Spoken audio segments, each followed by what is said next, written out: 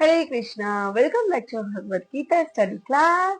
आज हमारे भगवत गीता की chapter 2 shloka number 53। Let's start with our guru pranam मंत्र।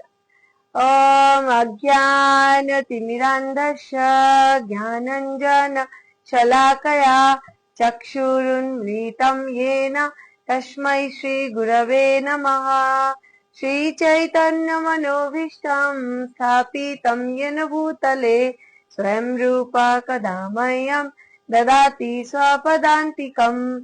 वन्देऽहं श्रीगुरा श्रीयुतपदकमलम् श्रीगुरून् वैष्णवांश्च श्रीरूपं साग्रजातं सहगना रघुनाथान्वितं तं सजीवं साद्वैतं सावधूतं परिजनसहितं कृष्ण चैतन्य देवं श्रीराधा कृष्ण पादान् सहगना ललिता श्री विशाखान्वितांश्च।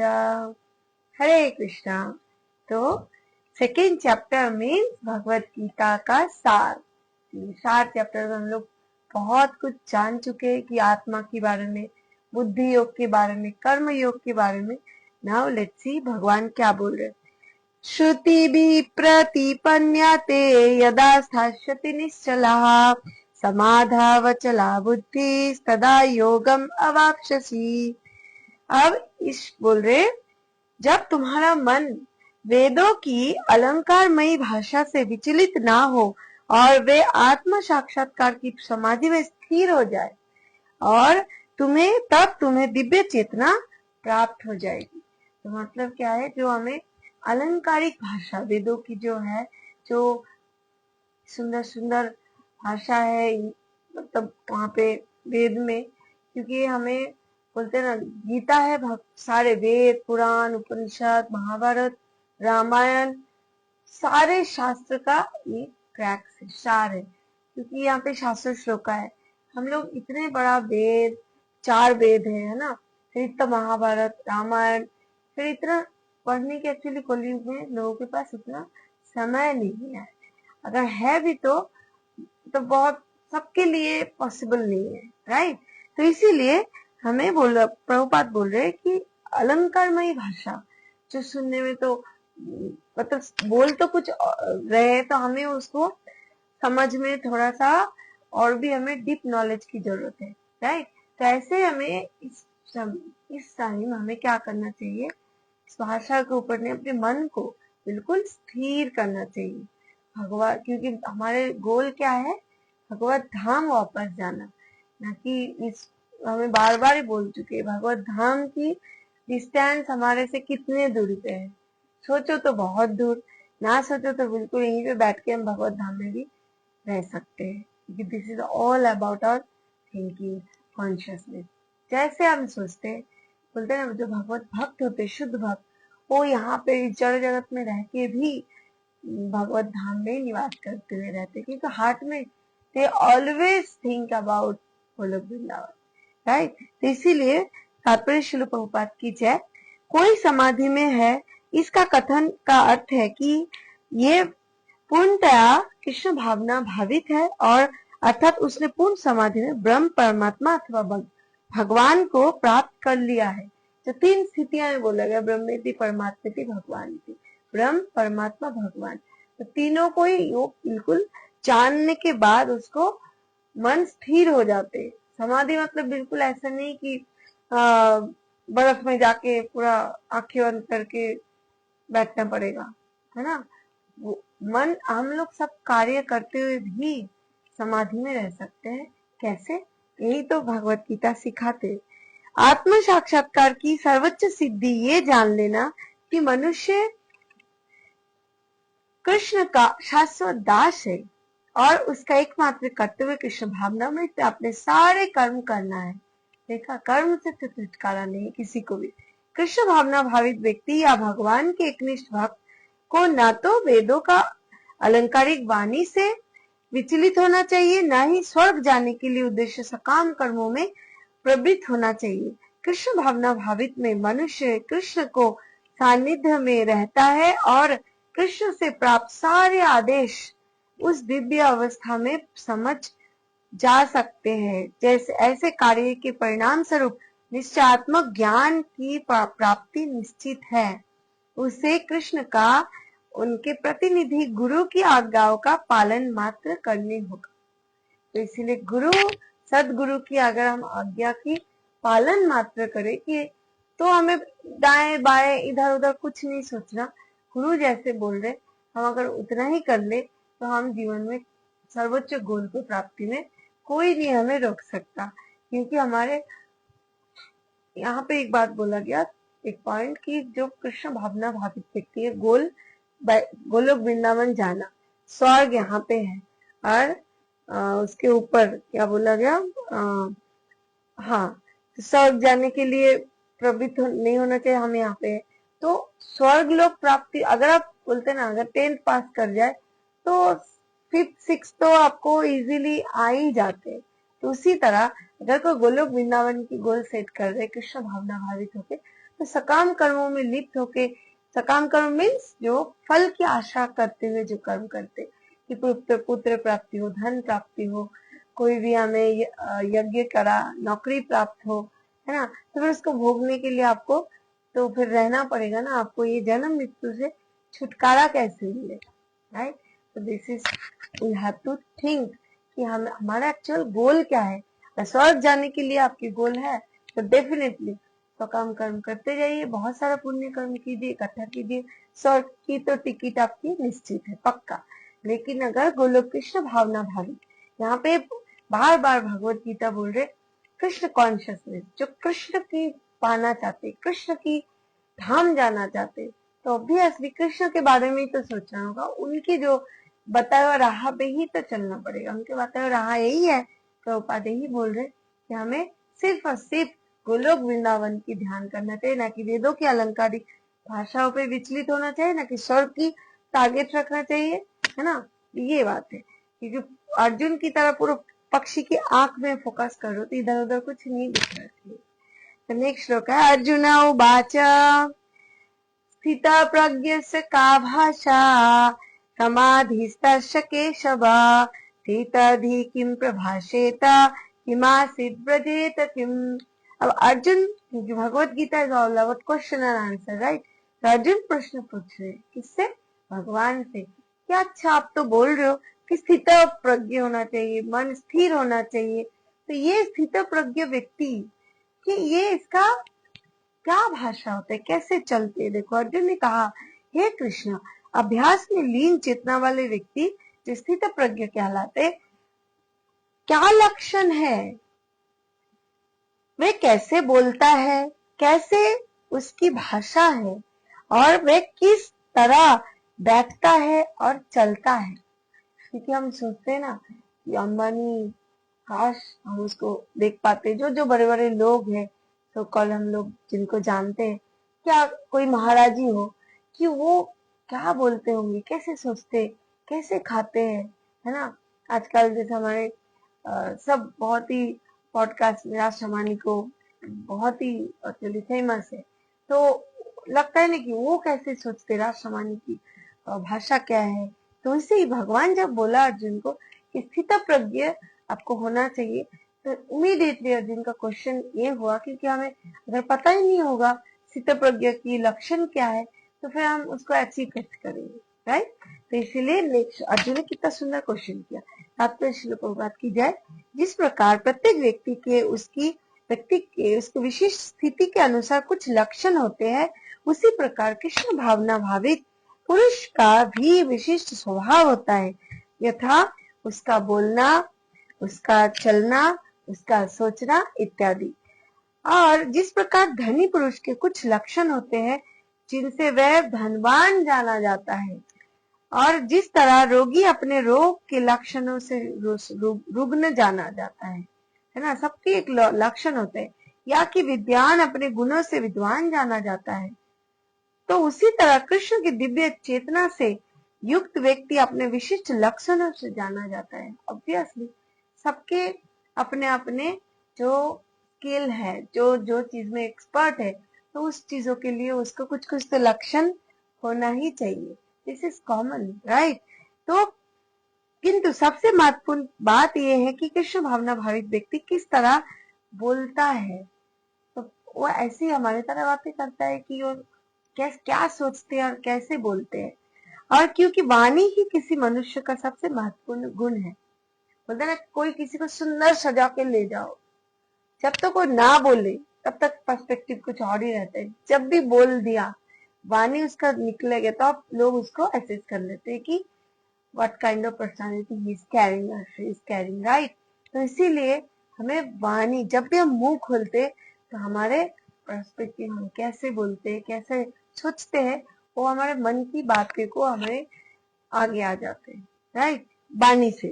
तो कहा जाता है कि मूर्ख का पता तब तक नहीं चलता जब तक वे बोलता नहीं।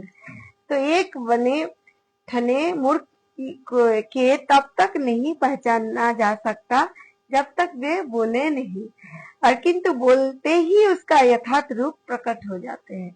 कृष्ण भावना भावित व्यक्ति का सर्व प्रमुख लक्षण ये है कि वे केवल कृष्ण तथा उन्हीं से संबंध विषयों के बारे में बोलता है। वो रुचि रखता है कि भगवान की विषय आलोचना हो, उसकी ग्लोरिफिकेशन हो, उनके बारे में लीला हो, तो ही उसको वो रिलीज करते। फिर तो अन्य लक्षण स्वतः प्रकट हो जाते हैं जिनका उल्लेख आगे किया गया है। आगे देखते हैं क्या किया गया है, बहुत इंटरेस्टिंग है। यह है श्री भगवान वाच। अब भगवान का आंसर देंगे, क्या दे रहे, प्रजाहाति प्रजहाति यदा कामन सर्वान् पार्थ मनोगतान् आत्मनेवात्मना तुष्ट स्थित प्रज्ञस्त दोच्यते। अब भगवान अर्जुन के क्वेश्चन का आंसर दे रहे, क्या क्या उनकी लक्षण है। Let's see.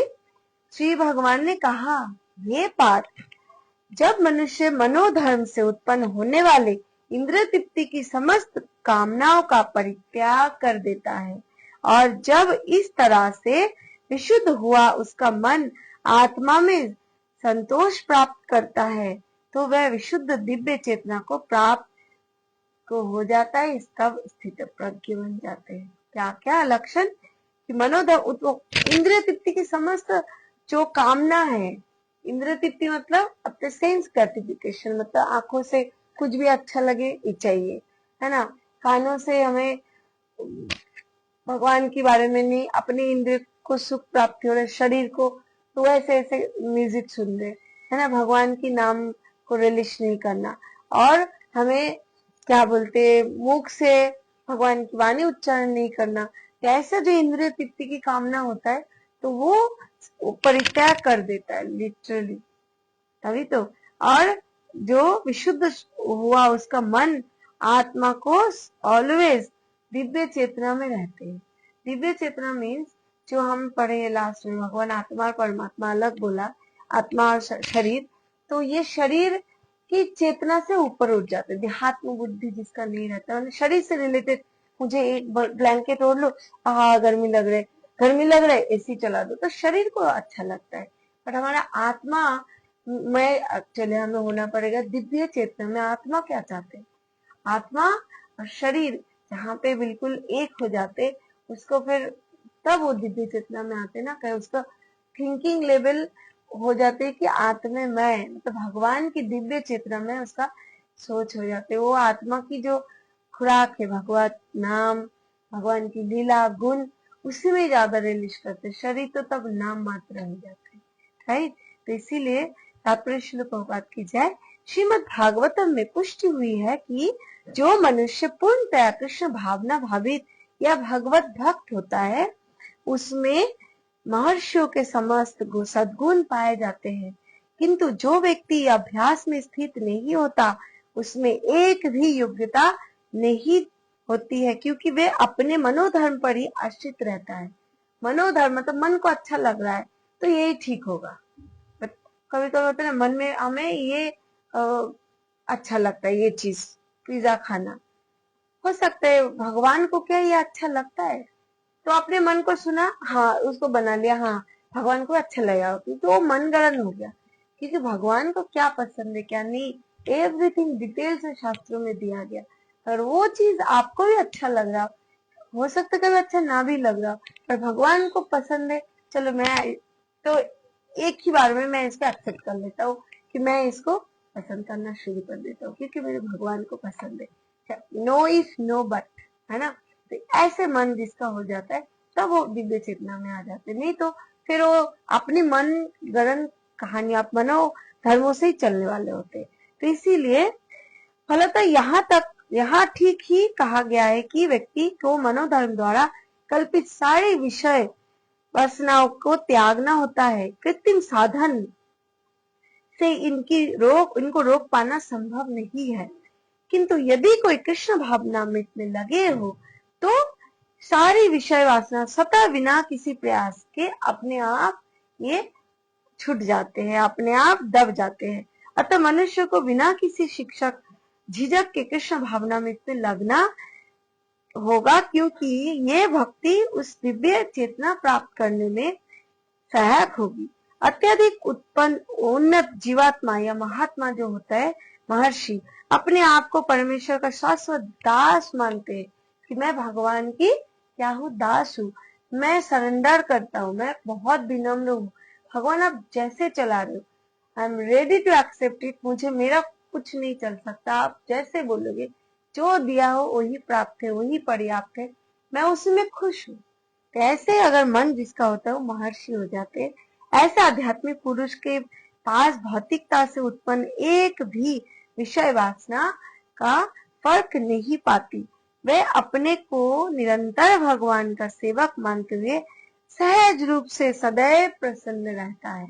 यही स्थित प्रज्ञा का फर्स्ट लक्षण भगवान ने बोला कि क्या उनको जो महर्षि जो सोचते हैं कृष्ण भावनामृत पे, चाहे मन ना भी मान रहा हो तो आपको अभ्यास लगे रहना पड़ेगा, लगे रहना पड़ेगा, क्योंकि मतलब करत करत अभ्यासत, है ना। तो जो शिल्पत परत निशान, है ना, रस यावत जावत है, क्या बोलते, जरमती हुई सुजान। तो इसीलिए हमें जो अभ्यास करते करते हमें जड़मती बोलते हैं, हमारा मति भी बिल्कुल तीक्ष्ण हो जाते हैं। सुजान मतलब हमें बुद्धि खुल जाते हैं। जो जैसे कि एक पत्थर में रस्सी ले जाते पत्थर भी पिघल जाते। पत्थर ऐसे नॉर्मली पिघलता है, लेकिन वो रस्सी डेली करते करते करते करते पत्थर भी मेल्ट हो जाते, जो मेल्ट होने की कभी गुंजाइश ही नहीं था। तो हम भी अगर भौतिकता में है, लीन है, कृष्ण भावना में पे, चाहे एक्टिंग भी कर ले, कोई बोलते हैं रिडिक्यूल करके भी बोलते हैं हरे कृष्णा, ये सारा दिन राम राम जपते रहते कृष्ण। अगर ये राम नाम इतना पवित्र है, कृष्ण नाम, भगवान की नाम, कोई भी नाम, आप भगवान की नाम कोई भी रूप में अगर आप जैसे भी बोल रहे हो, उच्चारण से ही आपको फिर उसका कृपा मिलता है, राइट। तो इतना पवित्र है, तो हमें कोशिश करना चाहिए, लगे रहना चाहिए। हो सकता है हमारे उतना योग्यता नहीं है, बट ये भगवत गीता हमें क्या दे रहे कि हम इसको अपना जीवन में अप्लाई करें और उसको उस राह पे चले। क्योंकि हम अगर इसको क्या बोलते हैं परीक्षा करने जाए, डाउट करने जाए, करोड़ों करोड़ों लोग जन जन्मांतर से टेस्ट करते हुए कि भगवान नहीं है, हम जीवात्मा है, हम उनकी दास है, एक छोटी सी बात को हम सोचते नहीं, हम देखेंगे भगवान को, हम टेस्ट करेंगे, भगवान सच्ची में है, कहाँ है, हमें तो नहीं दिख रहा। तो ये सारा जो हंसा आत्मा है ये विनाश के कारण है। इसीलिए हमें ऑलरेडी समय नष्ट ना करते हुए, time is very limited for us, right. तो हमें ये टाइम का वैल्यू देके, क्योंकि हमें पता नहीं कल हो ना हो, तो ऑब्वियसली हमें इस भगवत जो महापुरुष महाजन ये ना कतर सपन था, महाजन जिस राह में ऑलरेडी वो अनुभव करके बोल के ही तो गए, लिख के गए, तो हम उनको क्यों नहीं मान लेते, इजीली एक्सेप्ट करके अपना लाइफ की ये परीक्षा की टाइम को हम कम करके उस जगह से शुरू कर सकते जो उतना उन्होंने टाइम लगा के रिसर्च किया, राइट। तो इट इज वेरी इजी कि हम लोग उसको फॉलो कर ले, तो वो सहज रूप से सदैव प्रसन्न होते, सहज हो जाते हमारे, राइट। तो थैंक यू सो मच, हरे कृष्णा। कल फिर यहाँ से हम लोग कंटिन्यू करेंगे, ओके। हरि बोल।